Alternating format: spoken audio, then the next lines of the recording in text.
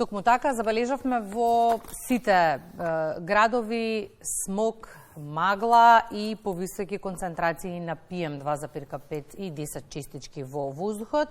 И целата оваа ситуација неповолно влијае на здравието на граѓаните. Кога сме кај здравието, отвараме една таква тема. Овчи, псипаници и стомачни вируси најчести акутни заболувања минатиот месец, така велат податоците. Со стартот и на второто полугодие Комисијата за заразни болести очекува кон средината на февруари да се постигне и пикот на заразени со сезонски грип. Од Комисијата велат дека будно ја следат состојбата, по потреба ќе бидат превземени мерки. Како да се заштитиме и ние, но и децата, утрово анализираме со педијатарката Драгана Емел Марковска и наша пријателка на утринската програма. Добро утро. Добро утро. Благодарам на поканата. Доктор Марковска, Бугарија објави епидемија на грип во 5 области. Треба ли оваа информација да не загрижува? Па мислам дека очекувано е да има во овој период од годината, секоја година имаме пик на грипот како што се забележува, меѓутоа мислам дека и ние тука некаде сме. Разликата веројатно меѓу Бугарија и нас е тоа што ние не толку многу ги диагностицираме, затоа што тоа некогаш немаме услови да го правиме државно, па луѓето ги изложуваме на приватни трошоци, па некогаш и не ги изложуваме на приватни трошоци доколку немаме потреба од таква работа, така да веројатно бројките кои што ги имаме во институтот не ни се можеби 100% релевантни како такви дека ги имаме и дека се точно тие бројките. Ние ги пријавуваме само оние случаи кои што се докажани, меѓутоа оние за кои што мислиме дека се, а не можеме да тврдиме што и како е. Грипот не одмина и оваа сезона. Од Институтот за јавно здравје излегуваат со податоци дека бројката постепено расте. Слушнавме дека во февруари се очекува пикот. Каква е состојбата во вашата ординација во моментов? Во нашата ординација, веројатно во сите педијатриски ординации, некаде околу 20 декември започнува рапидно да се зголемува бројот на прегледите и веќе се достигнати бројки кои што се сериозно загрижувачки за овој временски период. Грипот е на големо веќе пристигнат во Македонија, го има, имаме и тип А и тип Б, ги тестираме и едните и другите се веќе докажани, можеме да кажеме дека има и од двата типа на соеви, меѓутоа тоа е оваа година и очекувано да имаме од двата типа на грип. Имаме и други вируси. За жал имаме и вируси кои што можеби минатата година не толку ги забележувавме, а оваа година ги имаме и се во рапиден пораст во период кога не би требало да ги имаме во јануари. Например, тоа се вируси кои што повеќе ги очекуваме кон крајот на февруари и почетокот на март, веќе ги имаме. Тоа не ни кажува дека ќе ни биде добра сезоната. Спомена Ване во однос на статистиките, пикот се очекува во февруари. Што значи тоа во однос на бројките? Па, веројатно преку 100 прегледи во амбуланта, меѓутоа не сме ни далеку од сега од бројот на прегледи во амбуланта, да се надеваме дека бројот на прегледи ќе биде само кај нас толку голем и дека нема да имаме проблем во смисол дека ќе се влошуваат голем број. Јас можам да зборам за педијатриските пациенти, не можам за возрастната популација да зборувам, дека ќе ни се влошува толку состојбата на децата да ќе мора да се хоспитализираат. Тогаш веќе ќе ни се случи тотален проблем. Нашите болници имаат одреден капацитет и тој капацитет е таков каков што е. Се повеќе немаме како да го изменаџираме. А кои се најчестите симптоми со кои родителите ги носат децата на преглед? Тоа е веќе широка тема и широка плејада на симптоми, меѓутоа ако можеме да ги издвоиме, тоа е многу високата температура. Високата температура кај децата ја има и подолг временски период, значи не е тоа само еден ден или 2 дена, него станува збор за состојба која што знае да трае 7 до 10 дена во овој период. Потоа е со растечен нос, кашлица која што е упорна, надразнителна, не им остава на децата да спијат навечер, па со тоа се тие раздразливи. Имаме стомачните гоби, има се. Нема нешто што нема периодов уствари. И кај помалите дечиња, односно оние кои што се во предучилишна возраст, знаат градинките да препорачаат во овој период од годината, не ги носете во игротеки. Ако има кои да ги почува дома бабите, дедовците, ангажирајте ги, не ги носете во градинка, но децата кои одат на училиште не можат така. Законски обврска има да одат на училиште. Како да ги заштитиме, доктор Драгана, во моментов? Па веројатно многу тешко, меѓутоа повторни истите препораки важат секоја година, колку можеме да престојуваме надвор, да ги научиме од дома децата дека треба да се мијат раце, дека не треба многу да се трча, дека сето тоа е нешто што веќе во постојано го кажуваме и им препорачуваме на луѓето. Здравиот начин на исхрана е многу важен и престојот на свеж и чист воздух во викендот е многу важен. И тоа сакам да кажам, малку контрадикторни сме во однос на престојот надвор. Каде сега надвор? Не може да од понеделник до петок не можеме да одиме надвор. Мислам дека оваа година е една од секоја година викаме годинава е најстрашна, меѓутоа како течат сите години, така се повеќе и повеќе ни се зголемува степенот на загадување и немаме никаков менеджмент на нештото. Ние во континуитет им викаме па дечки петок е, фатете патот, тука нешто околно, па Среќа е водно, па Козијак, Скопска Црна Гора. Зборувам за Скопје, меѓутоа еве слушнавме препораките за Битола, Ниже поле. Кој колку може да оди на планина е потребно да оди на планина и да престојува таму. Не е тоа дека ние сега препорачуваме да се седи надвор, ма не е добро ни да одиме ни во игротека. Значи, ако ние во викенд одиме во игротека, ризикот дека ќе се заболиме од грип е многу поголем него ако па седиме дома. Подобро е да седиме дома. Од Институтот за јавно здравје регистрира и пораст на овчи сипаници на стомачни вируси. Не доаѓаат добро во комбинација со грипот. Овчите сипаници не се запрени 2 години. Јас немаме, порано се знаеше, доаѓаат во зимскиот период и после тоа, меѓутоа сега ова е јас во мојата амбуланта веќе 2 години нема месец да не пријавиме дете со овчи сипаници и тоа преку 10.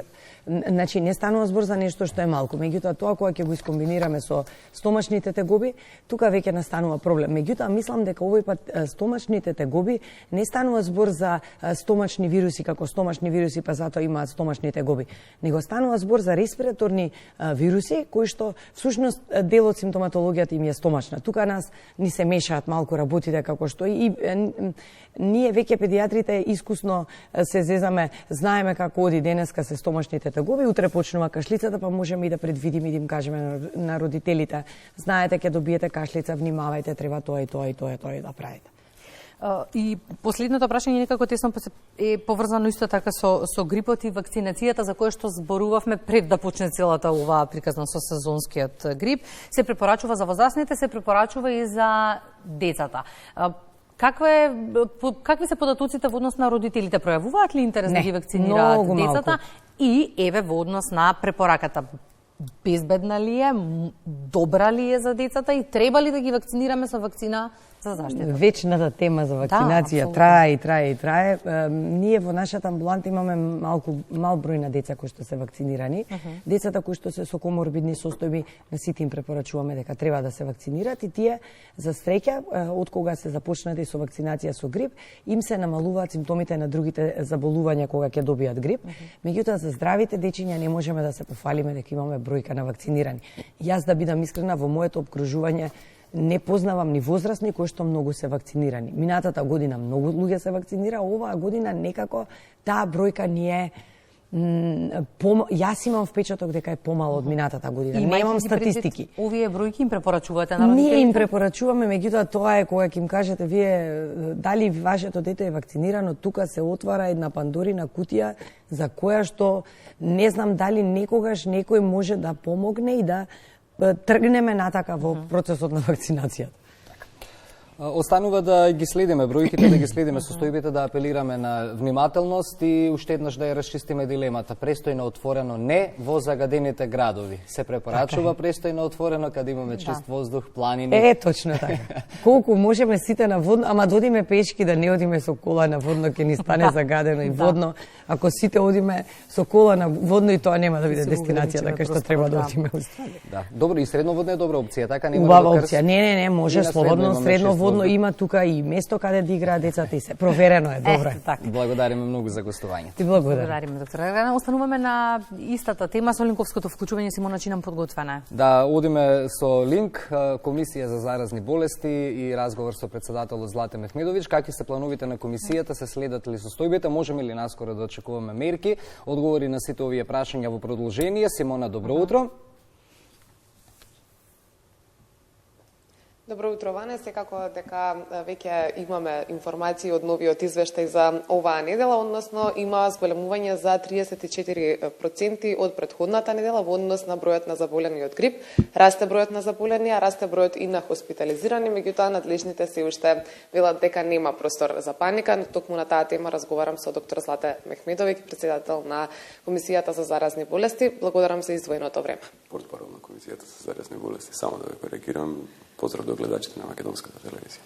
Веќе за недела ја следите состојбата и од она што досега е како информација и од Институтот за јавно здравје, а и од ваша страна е дека нема простор за паника, меѓутоа како ја коментирате моменталната ситуација со оглед на тоа што е зголемен бројот на заболени за некаде 34%.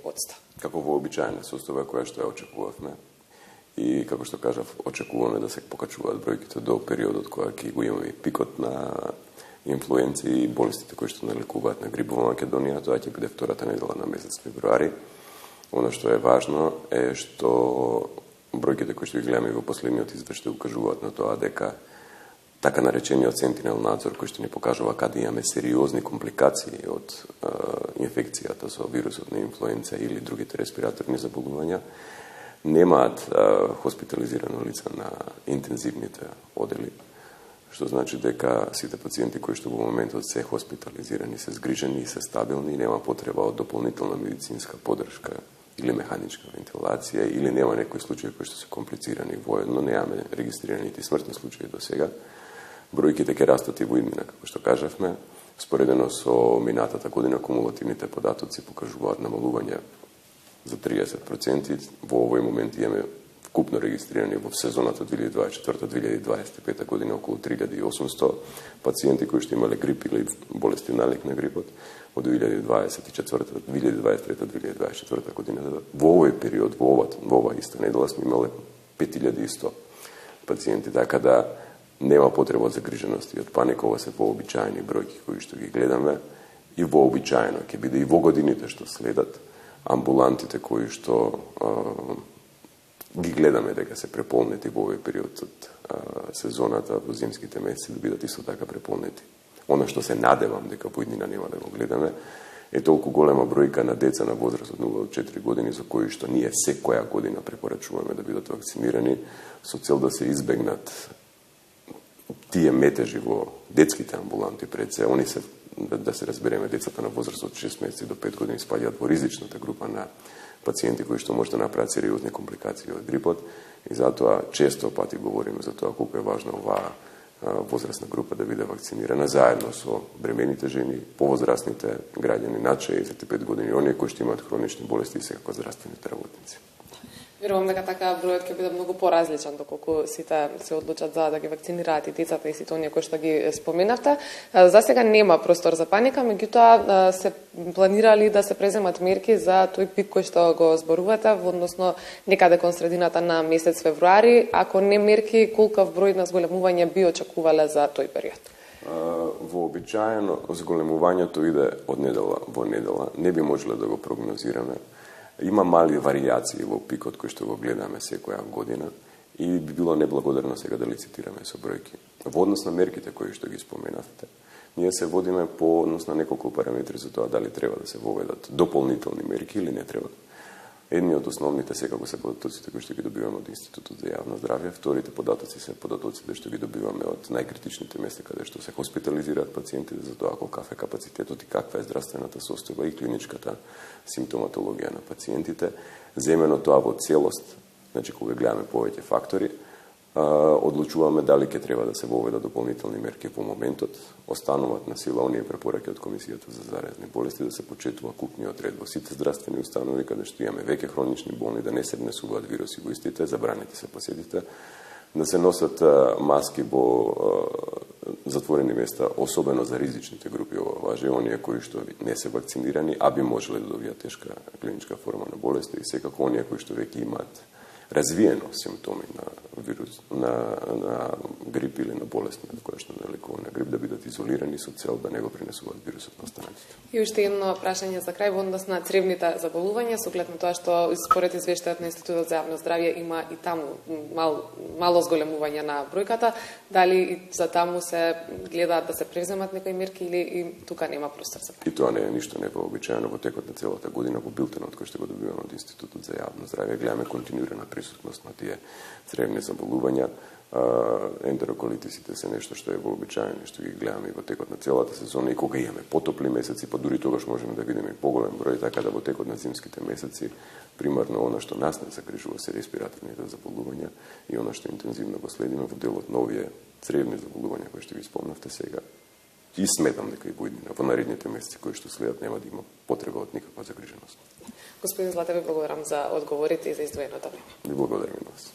Тоа беше разговорот со доктор Злате Мехмедовиќ во однос на новиот извештај за бројот на заболени од грип, цревните заболувања и се она што ни следува во предстојниот период. Пикот се очекува да биде кон средината на месец февруари. До тогаш нема простор за паника, затоа што ова е некаде очекувана бројка, а споредбено со минатата година од овој период, бројот е дури и помал за некој процент.